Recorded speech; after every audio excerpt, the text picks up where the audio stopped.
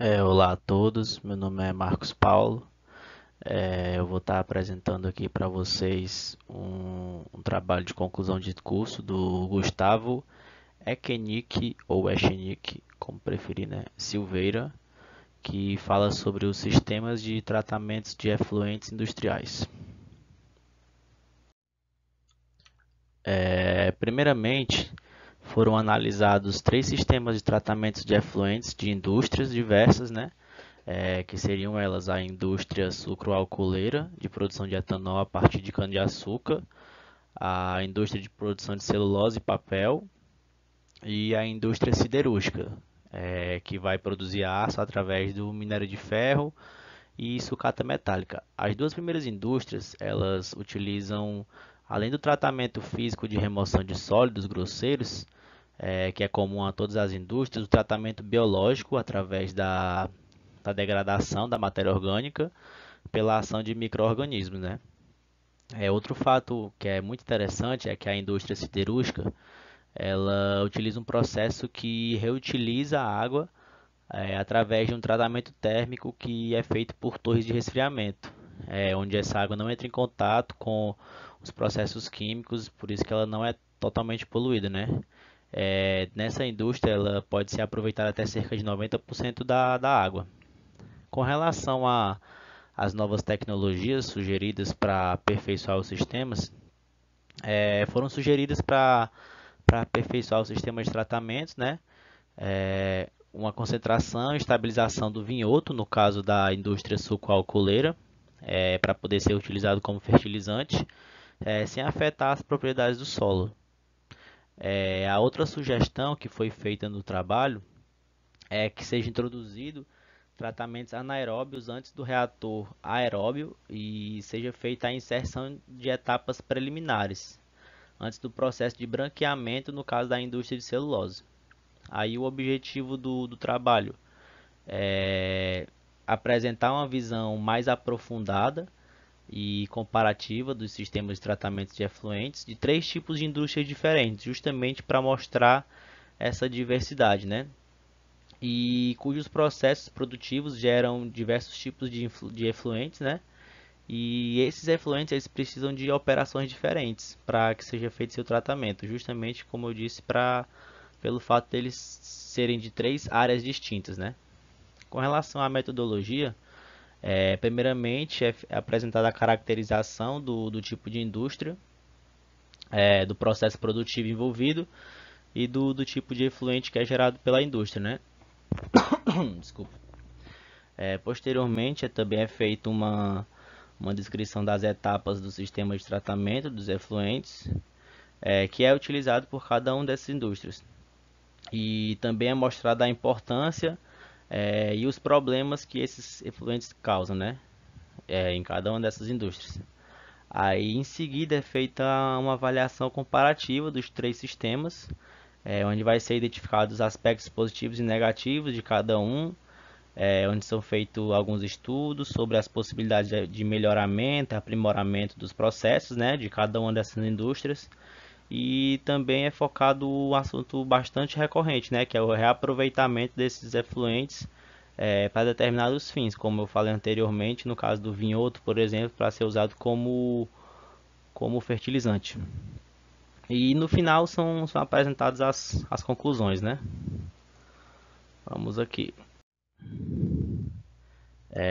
Primeiramente, aqui nós temos a indústria sucroalcooleira. Sucroalcooleira. Aí vamos para a caracterização do tipo de indústria, né? Basicamente, desde o início do período de colonização do Brasil, a indústria alcooleira ela está relacionada com o plantio da cana-de-açúcar, né? Como o Brasil ele possui uma grande área territorial e diversos tipos de clima, ele tem uma facilidade muito grande no cultivo de vários tipos de matéria-prima, entre eles a cana-de-açúcar. E como a indústria do etanol ela visa principalmente a utilização da cana-de-açúcar como combustível, essa é a matéria-prima que é utilizada de forma principal, digamos assim, né? Aí com relação à caracterização, o principal subproduto da indústria sucroalcooleira de produção de etanol que é feita a partir da cana-de-açúcar, é o vinhoto, que também é conhecido como vinhaça. Esse vinhoto ele é produzido a partir da destilação e a fermentação da cana, no processo de fabricação do álcool e na cristalização do caldo de cana para a fabricação de açúcar. Como ele possui um DBO alto, né, que é uma demanda bioquímica de oxigênio, ele pode contaminar as águas subterrâneas, os mananciais superficiais, justamente pela alta concentração de amônia, magnésio, alumínio, ferro, essas coisas. Aí por isso que é interessante e importante fazer o tratamento desse tipo de efluente, né? Próximo slide aqui eu vou estar mostrando para vocês as etapas do tratamento dessa indústria, né? Que foi analisada no trabalho. Primeiramente, a gente vai ter o tratamento preliminar, né? Feito através de gradeamento, para que seja feita a separação dos materiais grosseiros e suspensão e para que seja protegida também as bombas e as tubulações. Depois do gradeamento, vai ter um desarenador formado por dois canais paralelos, de forma que as partículas elas vão sedimentar no seu interior durante o percurso. Os dois canais eles operam independentes. Tipo, enquanto um está trabalhando, o outro pode receber manutenção, ser limpo, etc. Depois do desarenador vai ter a calha partial, que são medidores de vazão, que através do estrangulamento e ressalto eles estabelecem para uma determinada seção vertical a relação entre a vazão do fluxo e a lâmina de água, né? Aí depois da calha vai ter os tanques de equalização, que aí o efluente ele vai seguir por esses tanques e ele vai ser completamente homogeneizado, né? Vai ficar mais uniforme, digamos assim, né? E vai ser tornado adequado para o tratamento. Já no tratamento biológico, ocorre a biodigestão anaeróbia, que consiste na fermentação dos resíduos com matéria orgânica, que em condições de ausência de oxigênio, né, eles vão ser transformados em compostos mais simples, para poder ser degradado pelas bactérias e também ser transformado em biogás, né? Aí esse processo ele ocorre num biodigestor de fluxo ascendente, né, que a gente conhece como ASB, com um separador trifásico, né, que vai melhorar, que vai possibilitar também a separação do efluente líquido do biogás. Aí o tratamento aeróbio, feito através de lodo ativado, é destinado para a remoção dos poluentes, né, poluentes orgânicos biodegradáveis, e ele se baseia na oxidação da matéria orgânica em reatores biológicos, seguida a decantação. Aí o lodo decantado, ele retorna ao reator biológico, onde ele é misturado ao efluente bruto, que é rico em poluentes orgânicos. E isso vai fazer com que se aumente a eficiência do processo, né? O excesso de lodo ele vai ser enviado para uma etapa de estabilização complementar, porque ele contém um alto teor de matéria orgânica na composição. Aí, peraí que eu acho que eu passei aqui outro slide.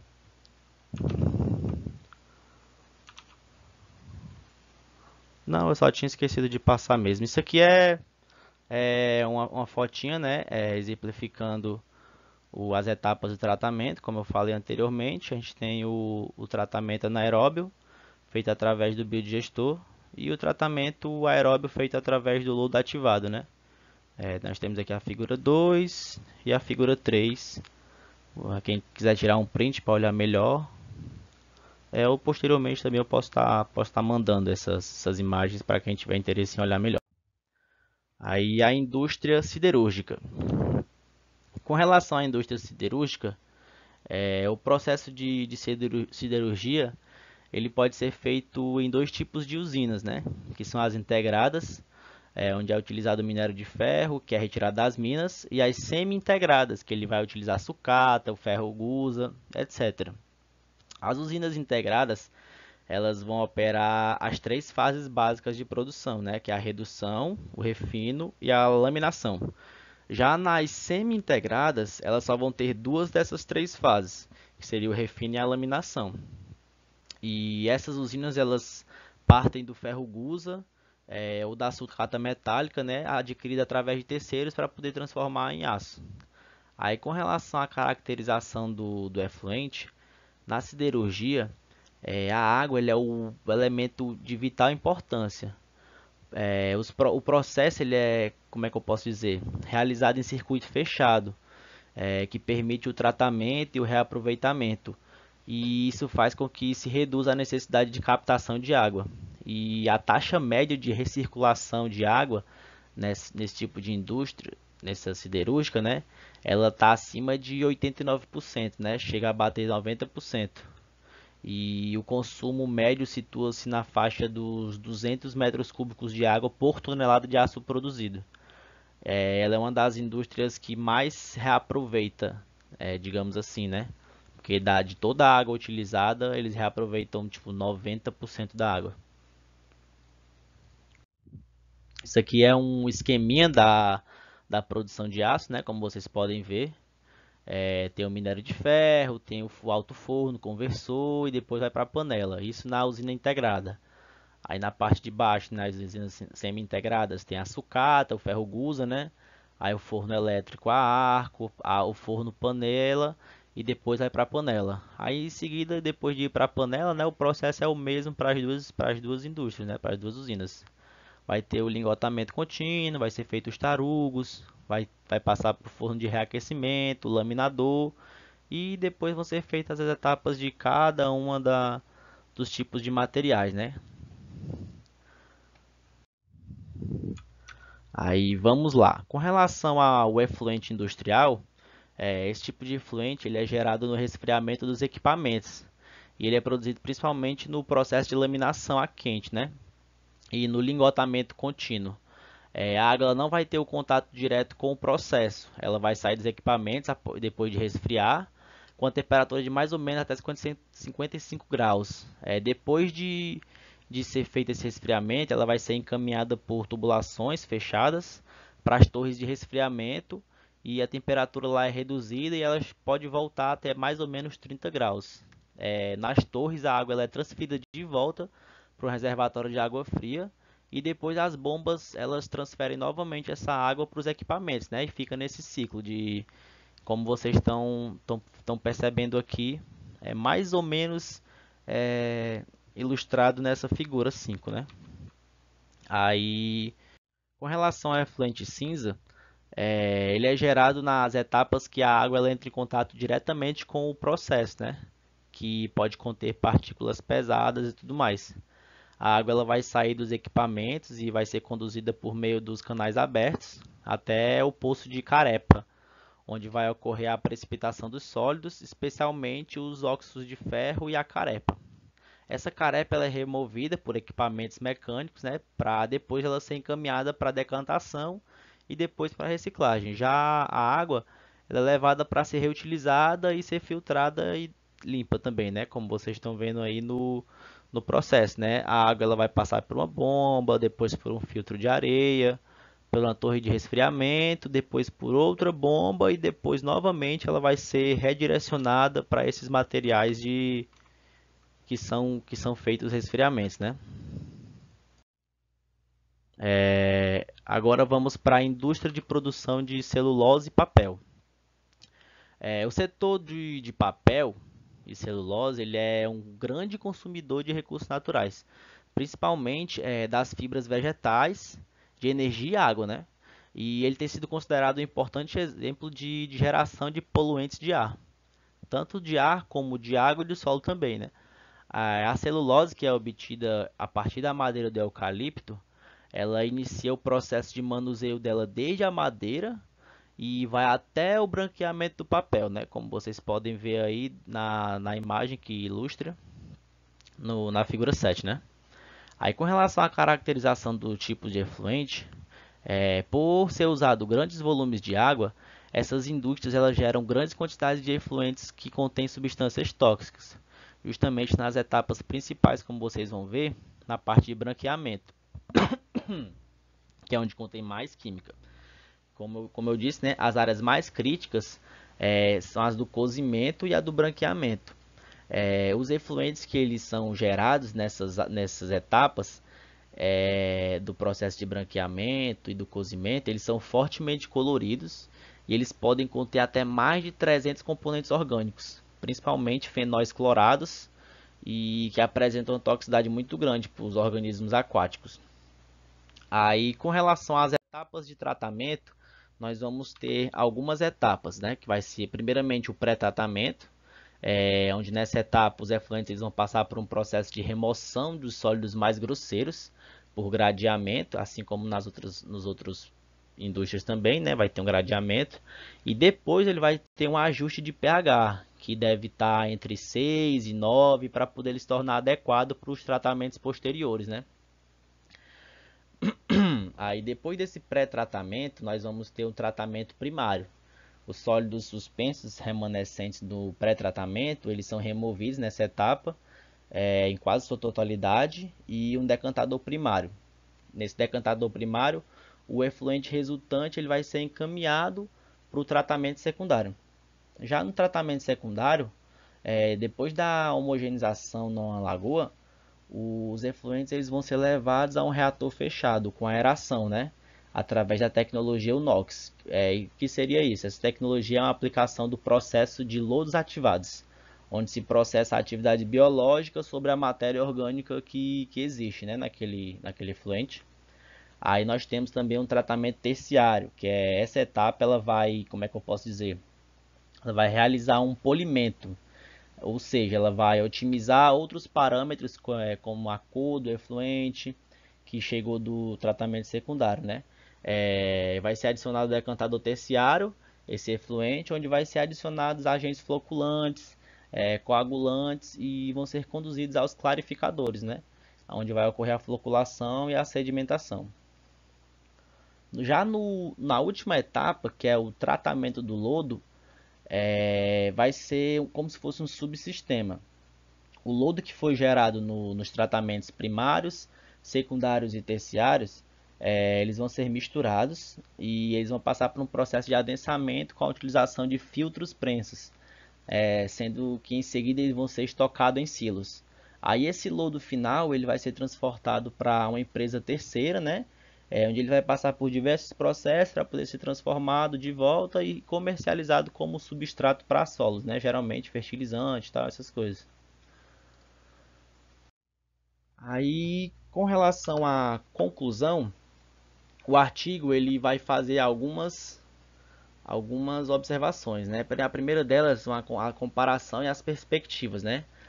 Depois da descrição dos três tipos de tratamento, pode-se fazer uma avaliação comparativa entre os sistemas explicados, né?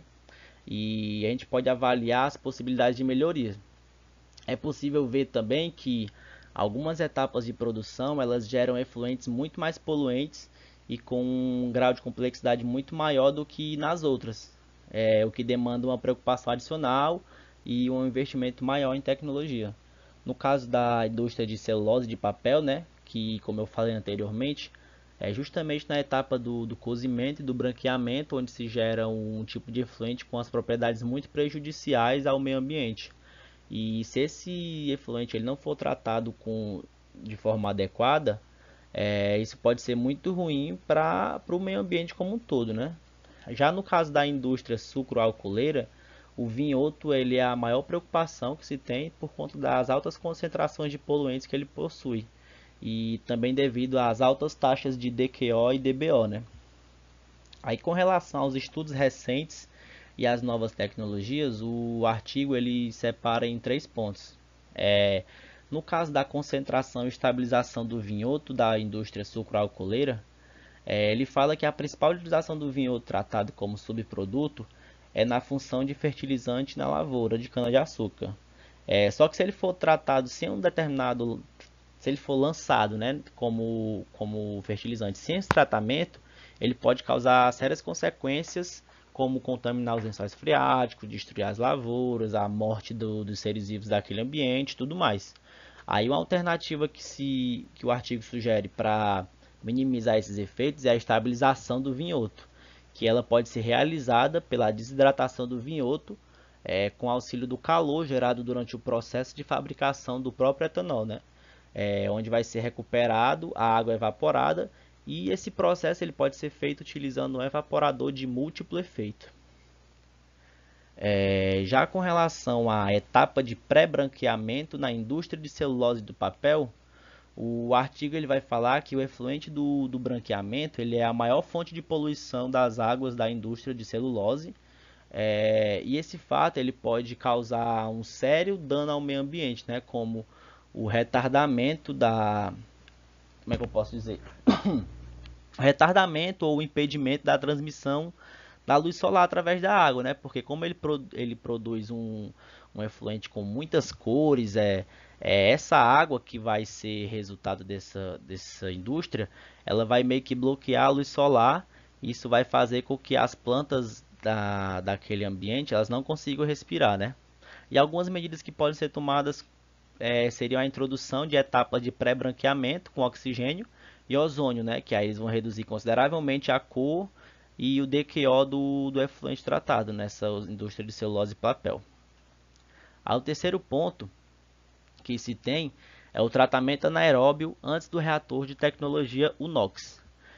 Seria o caso de utilizar a tecnologia da eletroquímica, que se baseia na recirculação do efluente em reatores que ocupam área física reduzida, como no caso do ASB, né, que seria o de fluxo ascendente. O processo de tratamento ele consistia em submeter, né, o descarte da água a uma eletrólise sobre os eletrodos especialmente ativados. Aí, com relação às considerações finais, de um modo geral, esse trabalho ele foi estabelecido através de uma avaliação dos sistemas de tratamentos de efluentes, né? Se utilizou 3 exemplos de indústrias muito diferentes, justamente para pegar cada um dos pontos, né? Sem que ficasse limitado a indústrias de tipos parecidos. E além disso, ele foi possível analisar diversas tecnologias de tratamento de efluentes, né? E soluções bastante interessantes e viáveis que elas visam estabelecer o princípio do desenvolvimento sustentável, né? No caso da indústria siderúrgica, ela já é um grande exemplo porque, como eu falei anteriormente, ela reutiliza a água, cerca de 90% da água, né, já é reutilizada. Então, ela, de certa forma, é um exemplo para as outras. Só que no caso da indústria sucroalcooleira e da produção de celulose, elas ainda não têm a mesma, como é que eu posso dizer, essa mesma mentalidade, né, de reutilizar tão bem assim os seus efluentes, os seus recursos. E esse trabalho ele meio que analisou também algumas possibilidades de se aperfeiçoar a utilização do efluente tratado e a instalação de torres de resfriamento, formando circuitos para alguns equipamentos, né, justamente para se reutilizar essa água. Também foi apresentadas algumas tecnologias que minimizam os problemas relativos à característica dos efluentes, como no caso da estabilização do vinhoto, né, para que ele possa ser usado como fertilizante, sem prejudicar a qualidade do solo, e o aprimoramento da etapa de branqueamento, né, no caso da indústria de celulose, justamente através da inserção de etapas pré-branqueamento, para diminuir esse dano causado por esses efluentes. Basicamente é isso, o trabalho que eu tinha para apresentar. Espero que todos tenham gostado, que não tenha ficado nenhuma dúvida, e eu agradeço a atenção de todos.